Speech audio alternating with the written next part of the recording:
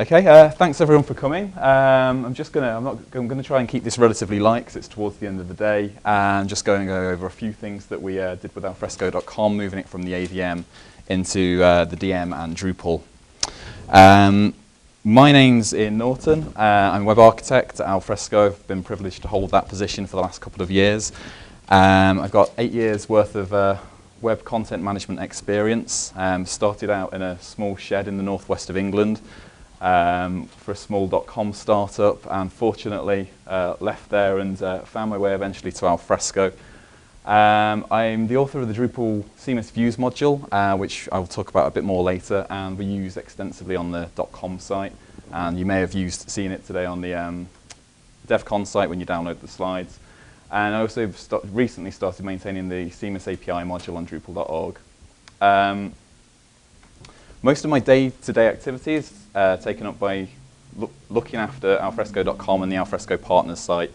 They both use Drupal and Alfresco together, so they're similar sort of setup to what I'll talk about today.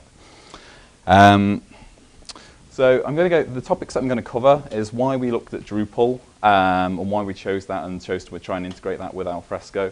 The considerations and the process that we went through as part of this project, just lightly touch on that and different aspects of that, and the responsive design in there. And also the CMIS integration with Alfresco. I'm going to try and do a little demo if the demo gods are with me today, and just showing you how easy it is to set that up and where to download those modules. So if you want to take that away and try it at home, you can do. All the source codes available on Drupal.org. And finally, I'll talk about translation automation and future plans that we've got for some of our modules. So to kick off, people ask why did we choose Drupal? We chose Drupal for a lot of reasons. We looked at a few different solutions. Drupal's great as a presentation layer. Lots of big companies and websites use it, including the White House. It doesn't really do file management very well, which Alfresco does do very well. So I mentioned the White House. We've got eBay use Drupal in some of their sites. The Economist use Drupal extensively. CERN and also Ubuntu. So the first tick box there was that we really felt we were in good company with some really big organizations, and that validated the product and the system for us. We already had previous experience with the Alfresco partners site and also the Alfresco team website of using Drupal in Alfresco, so we had some expertise there. Drupal really gained momentum in 2005, so it's quite established. It started up quite a bit earlier than that, but it started to get more and more mainstream around that sort of time. And one of the really key reasons for using Drupal for us was that there's 18,000 modules, and that's as at October 2012 on Drupal.org. And there are various different uses and different states of development. But there's a saying in the community that generally there's a module for that. I almost said there's an app for that. There's a module for that. So a lot of the time, rather than having to develop something right from scratch, there'd be the scaffolding or the basis of what we wanted already there. And Drupal's used largely on a LAMP stack, and that's how we're using it at Alfresco. If at any point during the talk you want to sort of ask questions, it's late in the day, I'll keep it informal, so just stick your hand up and I'll just ask one and I'll try and answer that to the best of my ability. So there's really, what I want to talk about is there's really 4 pillars to the solution, and it starts with simplicity. And that's simplicity in everything we do, from making it easier for the content managers to enter information, simplicity in maintaining the solution, and simplicity for adding documents to the website. Responsive design, one of Alfresco's really big areas that we're moving into, as you'll have seen, is mobile. So we've got the Android and the iOS apps. And so we want people to come to the site and browse on their mobile devices.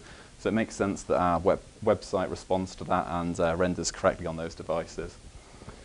Another thing that we wanted to do is use Alfresco for documents and Drupal for web pages, and make quite a hard line, dividing line between those two. And that's because we want to be able to collaborate on documents in Alfresco and workflow them, and once they're ready, we don't want to have the hassle of having to have a web content manager have that file emailed to them and then uploaded to the server, or having to train people who are say a legal counsel in how to log into Drupal and upload that file. Simple as it may be, it's not really part of their day job. So Drupal's web pages, Alfresco is documents. And again, that tries to feed in back into the simplicity of the solution that we're trying to implement. And finally, we wanted to have translation automation. So one of the things that we had on our old AVM-based site is many different web apps running to 6 different web apps for all the different translations. If you wanted to translate a file, you had to export the XML. I'll just go into a little bit of detail of how we think we've solved that and how we've currently got that set up on our new .com site. Okay, so the main considerations when moving from the AVM into Drupal, and this is really the two solutions are worlds apart, they're very different. Alfresco AVM is quite a heavyweight web content management solution. So the first thing is how do we migrate the content? And we went through and we had 2 content managers and myself working on the project, and they went through, audited the content, and then manually migrated a lot of that. And the main reason that we did a manual process rather than an automated process using a module, there's a migrate module on Drupal.org that we looked at, was they wanted to be able to do like an auditing of that, check and make any updates to make sure that data was up to date. Some of our files went all the way back to 2007, so there's a lot of content there that was quite old and needed a visual check to make sure that it was either okay to be migrated or cleansed and removed from the website. So it enabled us to do a bit of a housekeeping activity at the time. And that's something that, day-to-day running of a website, people don't generally get the chance to go through the content and check it and decide what's old, what's relevant, and what's not. So it gave us a great opportunity to do that. The big consideration was migrating the content types. I mentioned about the simplicity earlier on, and this is a really big area. We wanted more people in Alfresco, and particularly Alfresco's marketing team, to have access to Drupal and to be able to go and create web content. So it wasn't reliant on the small web team that we've got. So we wanted to simplify those forms and those processes, and wherever possible, automate the population of fields. I'll just show you a couple of examples on the next couple of slides of that. The next thing was sandboxing. I don't know how many people here are familiar with the AVM solution in Alfresco WCM. There's a few of you. So with the sandbox, if I'm working on something in Alfresco AVM, for those who aren't familiar, I'll put it in my sandbox, I'll check it's okay, and then I'll publish that to staging, and then that'll be published to live. So there's steps in that process. You don't have that in Drupal. We have one server set up. You can have a staging server, but what we wanted and what the thought about that all the way along was to make this as simple as possible. So you go on the page, you edit it, you can unpublish it or make it unpublished so you can preview it without it going live immediately. But we purposely didn't build in a content staging server for this. For some companies who are using Drupal and for other people moving away from the AVM, it might make sense to have that security net, but we've just gone for that one server running it. So that's been something quite difficult for a few people to get their head around, but I think now it feeds back into that simplicity. It's very quick to publish and edit content, and nobody's made a big mistake, touch wood, so far. And finally, the consideration of where to store files. With the AVM, we would upload them to the AVM, they'd be on the file system. What we wanted to do is be able to keep them inside Alfresco DM and have Drupal being able to access them and serve them up on the website. So again, it feeds into simplicity. We didn't want to be downloading files, re-uploading them, and having to move them around. And I'll demo that and how we did that in a few moments. So this is just a very simple diagram. We've got Alfresco Enterprise 4.0. We're just about to start using the new sync so that anyone who's working on a document in our collaborative intranet, which is, we call it TS, they'll be able to put it into a folder or workflow, and when it's finished, and so it's a legal document that we have on the website, it'll automatically get synced over to our alfresco.com enterprise repository. That repository has certain folders that can be seen in our Drupal website, and that's currently set up as a one-way transaction. So nobody can log in or go in through Drupal and write something to the Alfresco server. And then the other thing that we're using is a software as a service solution from Lingotek, which is a company over in Utah. And they do professional services translation on content. So we have English is the primary language on the website, and we then translate that into 5 other languages, which are German, Japanese, Spanish, French, and Italian. So we need good quality translations, and we need that to be as integrated as possible so that, again, we're keeping it simple and we're not taking things out of the system. So this is an example of one of our AVM forms. So this is a press release, and this is how we used to populate it. I appreciate people at the back probably can't see that very well. I left that in because it's quite a daunting form. There's quite a few different fields. It is only a press release. It's not the most complex of content in the world. So we went through a process with all of our content types to sort of rationalize them, slim them down, and trim fields wherever possible. So we've got 8 individual fields here. I'll try and read them out for the benefit of anyone sat, well, anywhere really. We've got, and it doesn't help that the projector's slightly fuzzy. We've got name at the top there, title, teaser, leader, I can't read that. Leader, keywords, author, and then finally content and launch date at the bottom. So we went through a process, and this happened with every different content type of thinking, do we really need this? Is there a way we can auto-generate this field, or do something a little bit cleverer so that the content manager or the person writing the page doesn't have to go through the process of, most of the time, people just copy and pasted text. So like when we went through the content, teaser and leader were always the same, but we had 2 different fields for it. So it was going through just a common sense process of trying to work out how we could speed this process up for everyone. So this is the form in Drupal. You can almost read the text there. So we've just got one title field. We haven't got title and name anymore. So we've combined them. What name used to do would be like the file name on the server, which then made part of the URL. We don't need that in Drupal because there's a module called Path Auto. It takes the title and it goes and looks at a set of rules. And if it's a press release, it'll append news/press releases, take the title and turn it into a SEO-friendly URL. We have a language field, which is a new thing, and I'll talk about a little bit more about that in a moment. Always defaults to English on our site. And then we've also got the date. That pre-populates to the current date. It's relatively simple, but it's just another little time saver. And then we have subheading, which the teaser and leader have been combined into that. And that's really because people were just copy and pasting the same thing there. Finally, we've got the body and the option to edit summary. If somebody doesn't fill in the subheading or doesn't fill in the edit summary, then when we populate the meta description on the website, it will take the first 150 characters of the body text and put it in the meta description. You can, content editors have the option of doing that explicitly, so if we want to do something that's heavily SEO'd and have like a very particular description on the website, you can put it in there and that'll override everything else. And also, I think it also tries to pick from the subheading, so it's got like 3 different levels that will try and get that from.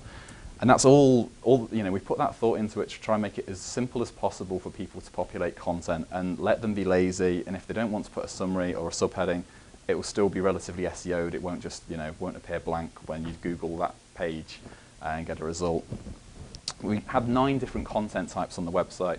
So we went through that process with each of them and just rationalized, removed fields, and really try to make it easier for people just to get to that content, to write that content and deliver it on the website, to remove barriers for people and get more of our staff writing content on the web. So the next pillar, or the next part of the design, was really the responsive design. You might have seen on the DevCon website and also the alfresco.com website, they rescale depending on the device that you're using. So if you're on alfresco.com or using on a smartphone or on alfresco.com on a tablet, you get a different view, but the same content and the same very similar theme. We used a framework called Gridset Appt from Mark Bolton Design to achieve that. And this was really to deliver on our ambition to to make it easier for people using mobile devices rather than just having the one static desktop site. We run this off one set of HTML templates with several different CSS files. So this kicks in here. CSS you're seeing there is between 768 pixels and 1024 pixels. On desktop it tends to be larger, but sometimes people have a narrow window, so it will default down to the tablet view. And finally, smartphone is anything under 768 pixels. So as the browser resizes and the viewport changes, it switches those CSS files out. And the advantage of doing it this way is that we only have one set of HTML templates to maintain. We've got limited resources in our web team of me, so it makes my life easier. So all we've got to maintain is several CSS files. So I can really very quickly add new content or new layouts on the website using a set of layout classes that are defined in Gridset Appt. I'm going to try and demo that. But as the projector's particularly fuzzy, I'm not sure how good that's going to go. Lost my mouse. Okay, that's not too bad actually. Yeah, that's a good example actually. It did initially, but that was in desktop view. I guess this is because of possibly the scroll bar. It's gone down to tablet view. So this image here is in a container that is TA1 to TA4, so it will automatically span all of that region there. And likewise, this is TA5 to TA8, and so it will span all of that region there. I'm just going to try and scroll down so you can see those grid lines. And this is publicly accessible, so you can look at that just to sort of find out how that works. You see there we've got, that'll be TA1 to TA2, and they span the others. If I resize this even more, if I can find that. So this is the sort of view you'll get on a mobile phone.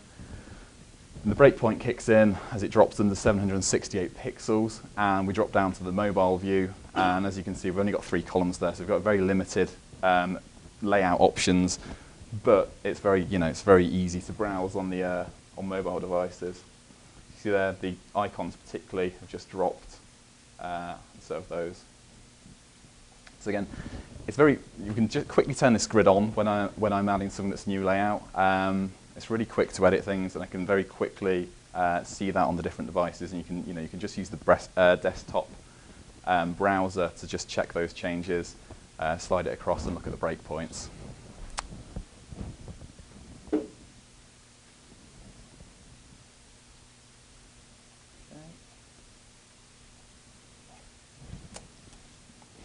So you can, that's Gridset Appt from Mark Bolton Design, so it's worth checking that out. We did look at quite a few different responsive frameworks, and this is one when we engaged with them to design alfresco.com. That was something they were working on at the time, so they hadn't released it as like a pre-alpha stage, but they built it really alongside, knowing that it would be released around the same time as alfresco.com. So we sort of benefited from early access to that. And you can check that out just by typing that addressing with the question mark gridset equals show, and that'll just show you the grid lines, and you just sort of get a feel for how that works, particularly if you have a look at the HTML with Firebug or something like that. But it's made it really simple to do sort of layout changes on the site. Again, that's feeding into the simplicity, making it easy for me, making it easy for anyone else who comes along and needs to update the site. The next thing is Drupal and Alfresco connecting seamlessly. That's Will Abson's actually trademarked that seamlessly. So if you see him, don't tell him I said it, because he'll try and charge me royalties, I think. So what we try and do is create documents, document content in Alfresco. That can be PDFs, PowerPoints, Word documents, anything that's just a normal file document like a binary. And we've set Drupal up so it's got very basic viewing permissions for published folders. So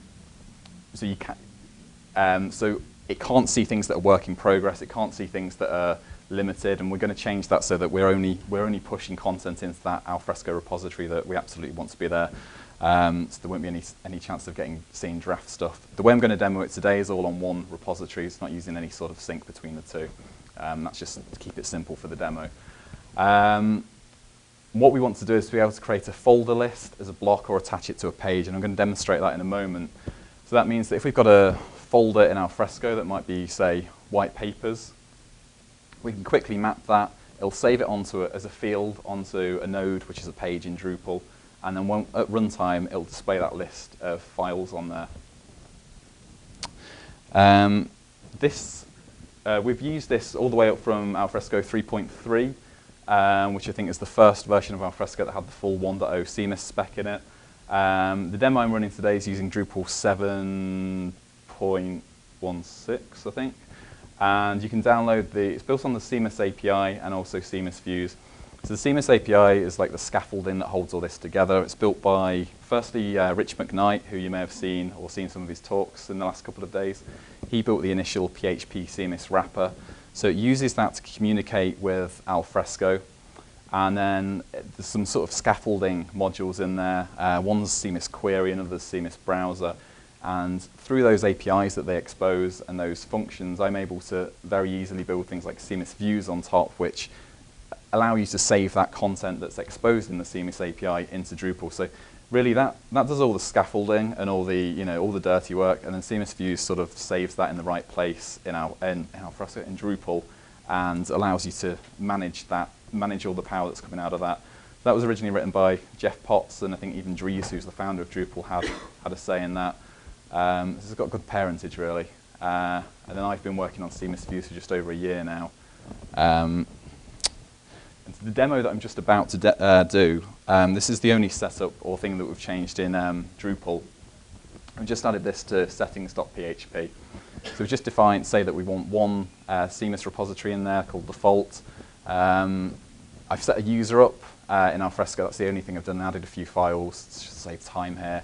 The password's just admin, and just put the URL endpoint with the CMIS service in there. Okay, so I'm just going to try and demo this.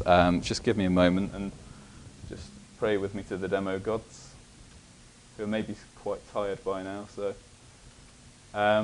this is a stock Acquia Drupal install, and this is what we're using on the website. It's Acquia Drupal. It's pretty much the same version of Drupal. It's got some extra modules bundled with it.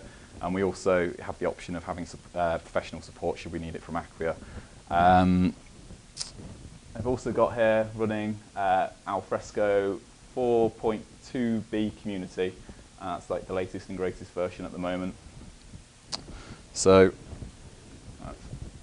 what I'm going to do is just, I've installed enabled the CMIS views and the CMIS API modules. So they're running. And what I'm going to do now is add a new field onto a Drupal content type and just show you how easy it is to just put content into your Drupal pages directly from Alfresco. So we just click on the structure. I don't know how many people here are familiar with using Drupal and setting up content types and fields. It's quite a few. So this will all be sort of old news to you, how to do this. Just go into content types. Just going to edit article.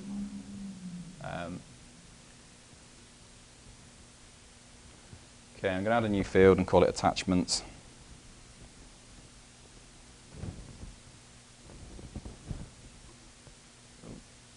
And when we installed the CMIS API, we got the option of the CMIS field, and CMIS views gave us a CMIS folder option. So we're going to use the CMIS folder here.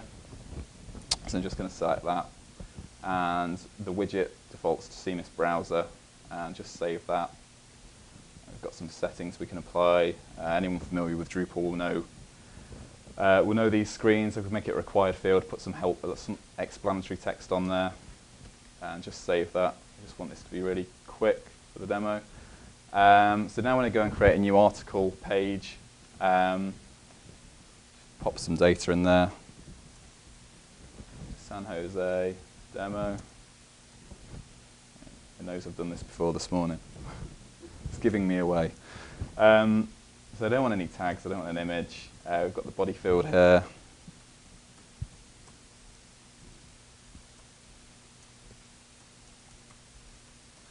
This should work. It did work this morning, so if it is.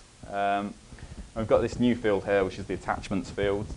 Attachments field, attachmenta field.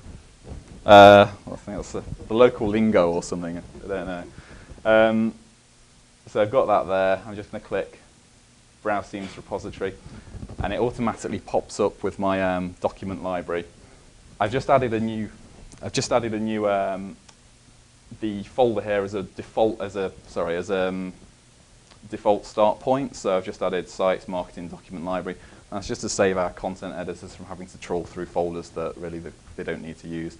This is just set up very basically with a site within Alfresco Share for marketing, and it just drops us in here with the list of folders. I want to put some white papers on my page, so go in there. I've got access to the publish folder. There's nothing in there, so just click back. I go over to Alfresco. Let's log me out.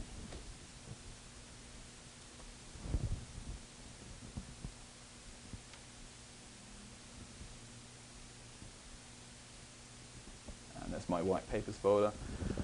Because I'm logged in as admin, I've got full rights. I can also see this draft folder here where people are working on white papers that aren't quite ready yet. So what we could do in production is set this up so if someone was working on it, and if it was, say, like our legal counsel was working on it, once she was happy with that, she could then approve that, and it would automatically go into the published folder. I'm just going to simulate that by just moving the folders, the files, just to make it quick and easy. This is an amazingly small resolution display, so I've lost all my options on the side. There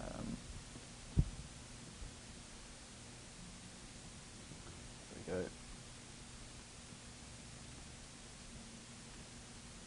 I want to move them to my publish folder. So this is like if I approved it, if I'm the legal counsel and I approve it, I'm happy with that document. It's automatically the workflow, once it's approved, is going to go into the published folder. Click move there, and they're successfully moved. And just go back to check my published folder, and there they are. I'm going to select that folder, saves the path there, and attach a monitor, and click save. And my San Jose demo has been created. And there I've got my attachments, and they're automatically themed for me. Got a little bit of metadata there. This is bringing the description from the titled aspect. So it's doing a CMIS join, and it's also getting the title rather than using the file name. So that's a lot of the time when we're displaying documents on alfresco.com, you'll see them in a very similar thing to this. And if you've looked at the session pages for DevCon, you'll see very similar looking descriptions, file name, and size, and things like that. There's also the option here to display to add things as blocks. I'll do that really quickly. So it's added an option there to add a CMIS view. Blocks in Drupal are things that are reusable across different pages. So persistent items like menus, footers might be something that's a block. You could have them just applied for like a press release section, and they're quite powerful in that you can just put them anywhere and define where you want them to go. So I'm just going to add a CMIS view. Some presentations. You see it's almost, we get the option to write a bespoke CMIS query. So if we want to do something quite a little bit more specialist, like write something that goes and gets all the tags, and we do that a few times on the partner's site. So if we want all documents that are Alfresco 4.0 tagged, we can do that and write a special query in there for it. Most of the time, in fact 95% of the time, we just want the directory view. So I'm going to click in here, browse that, presentations, click on there. We get the option here. We're explicitly asked how we want that theme in displaying on the site. So we've got 4 different options: bulleted list with file type and size, paragraphs with description, file type, size and date, a table with file name, and also the just display title and description. So I'm going to go for table here, just to show you can do it quickly and differently. And we're just going to choose where on the site we want to display that. I'm going to put it in highlighted. And this is where I can refine it by content type. So I could just have it display on every press release page or every article page. Or I could actually name the pages that I want it to appear in there. I'm just going to leave it blank so it appears everywhere. Just click out of there. It should reload. There we go.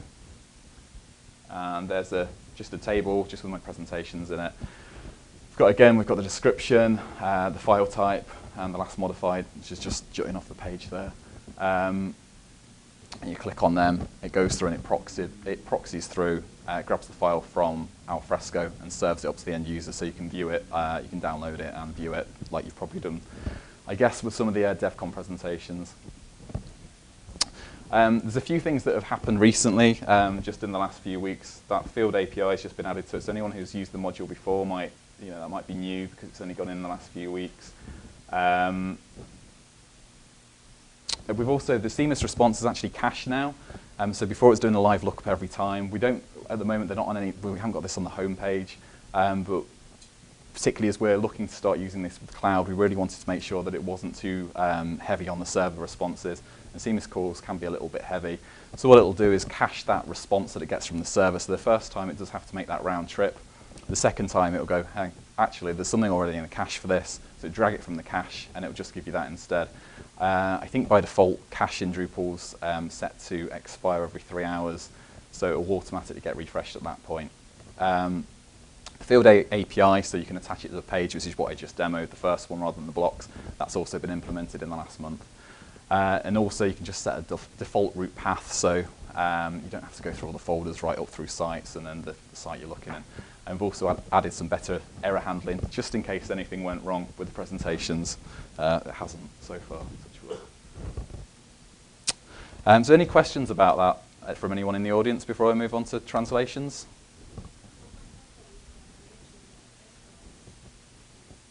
If the connection to Alfresco is down at the moment, you'll get, so I mean, if that failed on my laptop, you'd get 3 hours while it showed you the cached version. When it then, if you clicked on the file, it would, it will throw an error or a page. I think it gives a page not found or a 500 error. But it won't, you can still view the page. So particularly for the DevCon slides, if for some reason that Alfresco repository wasn't available, you'll still be able to use the rest of the site and comment on sessions and things like that. You just get a little message saying there appears to be an error with the CMIS repository. Please try later. That's something we've tried to make better with the recently, so it just doesn't mess anything up for anyone else who's trying to use the site. It's not copying the files locally, so you do need the Alfresco server to be on or the CMIS repository to be on and up and accessible. So it does have to be on.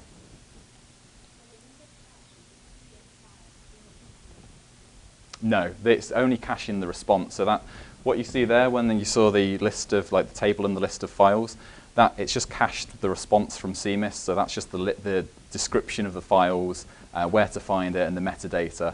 So it hasn't actually taken the file and put it locally. And that's, if we started doing that, it's like a whole new level of difficulty in maintaining different versions of the file and keeping them in sync. And there's also, there could be quite a lot of data going between the two systems. And that's, that goes back to the simplicity of the solution and trying to have Alfresco for documents and keep them all in Alfresco, and then keep Drupal just for web pages and the presentation tier.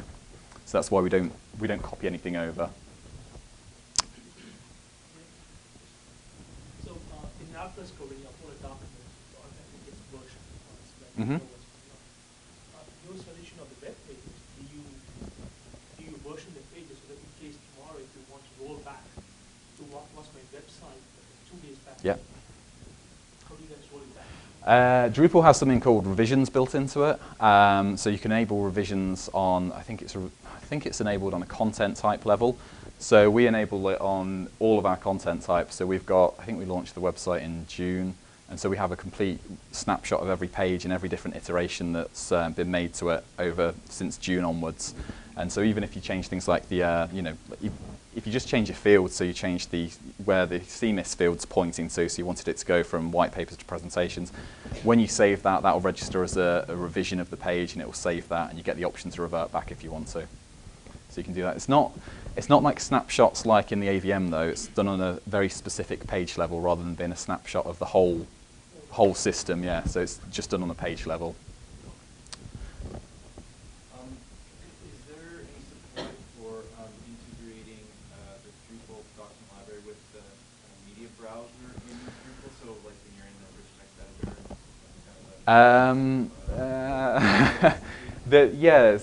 I'm going to sort of right at the end talk about sort of like future plans for this, and one of the things is integrating that with the wysiwyg module, and we actually use the media. Is it the media module in Drupal? Media, yeah, we actually use the media module on our website for images. So if we include an image, we include that. It's on the local file system.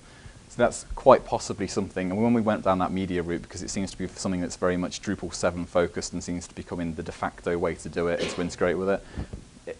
It's something we'd really like to do, but we don't do it at the moment. And the first thing will be is the wysiwyg integration, so you can just click a button, browse the CMIS repository, and then link a piece of hypertext to a document, so you can click on it and download it. And that's probably something that we'll do before the end of the year, and then look at media integration. But it's a cool feature, so.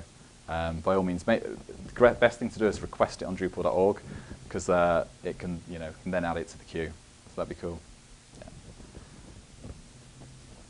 Does the CMIS API allow identity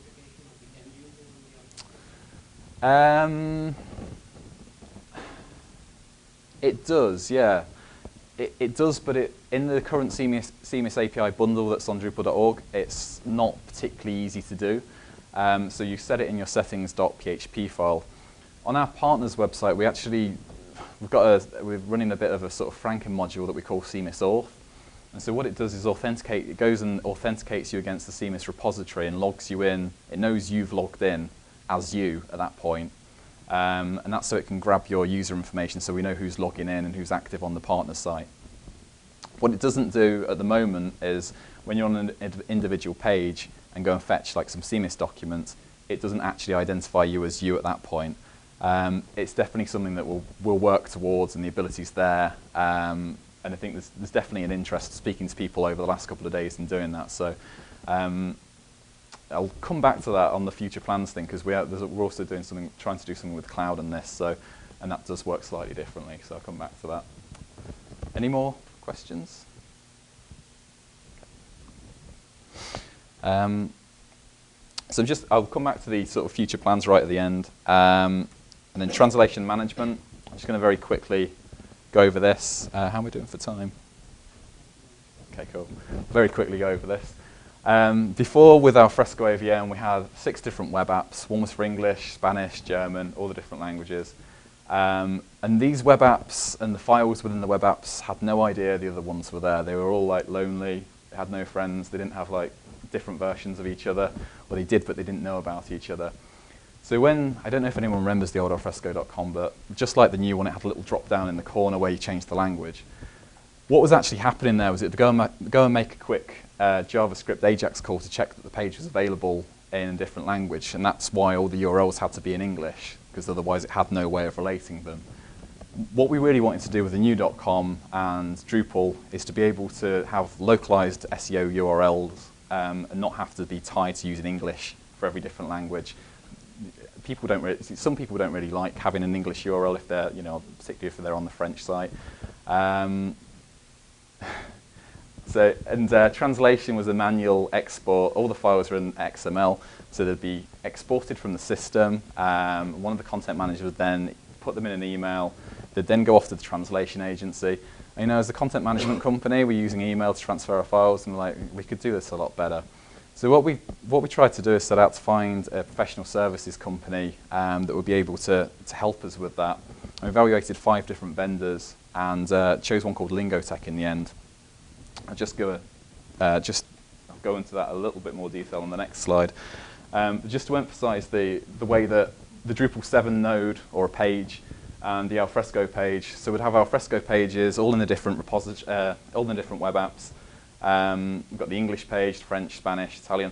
We've got no idea the other ones exist. In Drupal 7, and this is new to Drupal 7, the field translations, we've got one node, so that could be like our evaluate page, and then you've got 6 different titles that are all different languages. So we've got title in English, title in French, title in Spanish, and the same for every different field that we've got on that particular content type. And what that means is that rather than not knowing where the translation is, it's actually part of that same page and part of that same bit of data. So when you hover down on the drop down, we know whether that page is available. We know very quickly, we can have an overview of where that translation status is in Drupal. We can see if it's there. If there is a translation available, we don't have to check the different repositories. And also, if we have shared data, this is really brilliant when we have shared data on a node. So if you want to, particularly like at DevCon, if DevCon we had it in different languages, when you do a submission of like a rating on a page, if we had these all saved differently, we'd have to do some work in the background to make sure that they all tallied up and fed into the same rating. So if we had different languages, it's going to be the same rating because it's the same session.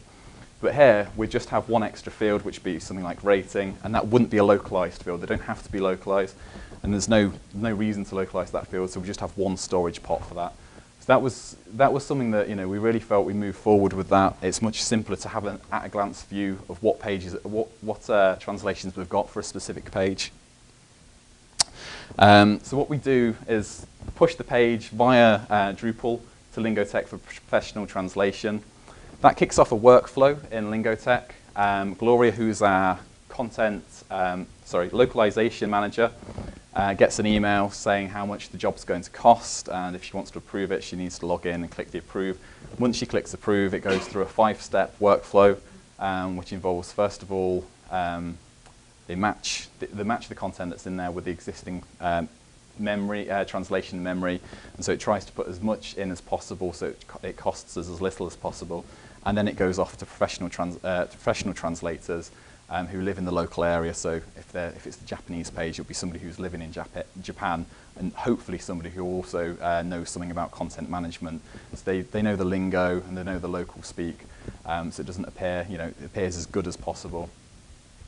Once the page has been completed by the translator, we get a notification to say that it's ready, and that can then be synced back down to Drupal. All of these processes now are within Drupal and Lingotek, so we don't have to do any exporting of files. We don't have to send them anywhere. It's really, really simple to just be able to push a file up. And if we ever wanted to go forward and have Dutch on the website or a 7th language, we're all ready to do that now. It's putting us in a much better position for extending that globally. And so just a very quick screen grab of the translation workbench in Lingotek. I've got German here. They also do the formatting. So I mean, if desktop computer was a link, it's fine when it's in German because I can read it. It's desktop computer, makes sense.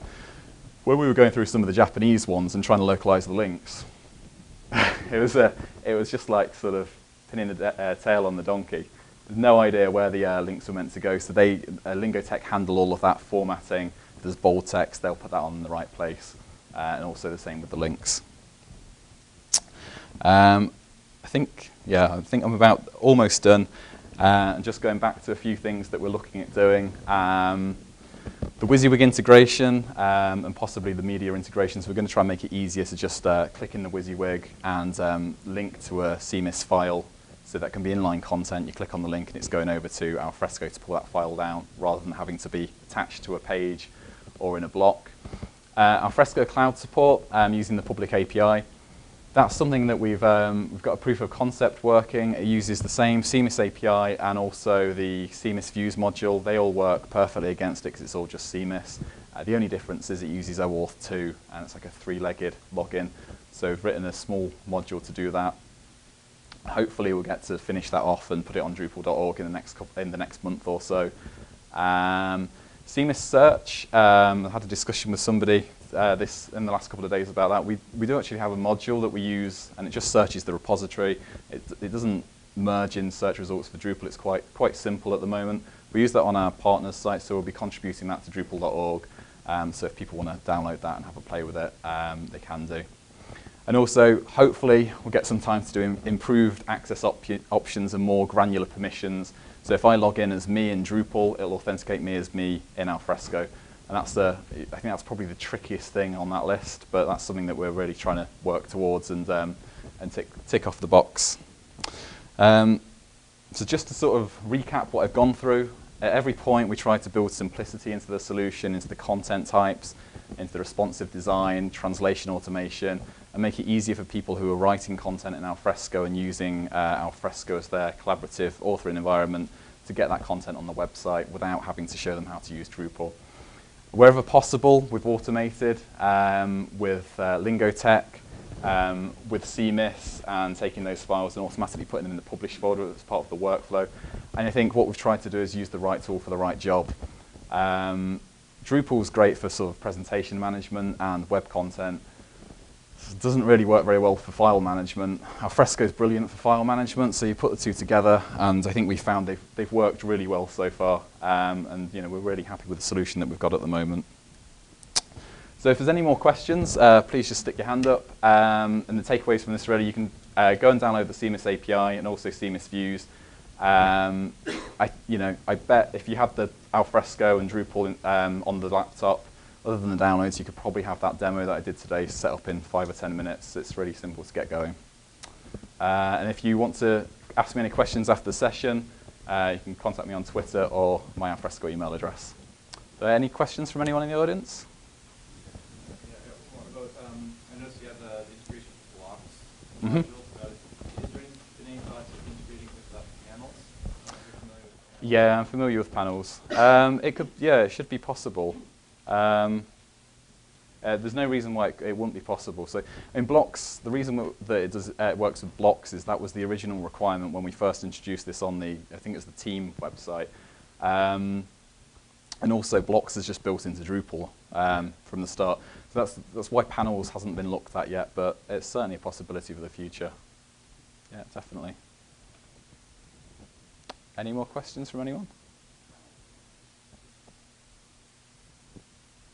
Okay, well, thanks ever so much, everyone, for your time. I hope you enjoy the rest of the day. You've enjoyed the last couple of days at DevCon. I've had a great time, and I really hope you guys have too, and particularly in this session. So take care, and thanks ever so much for your time.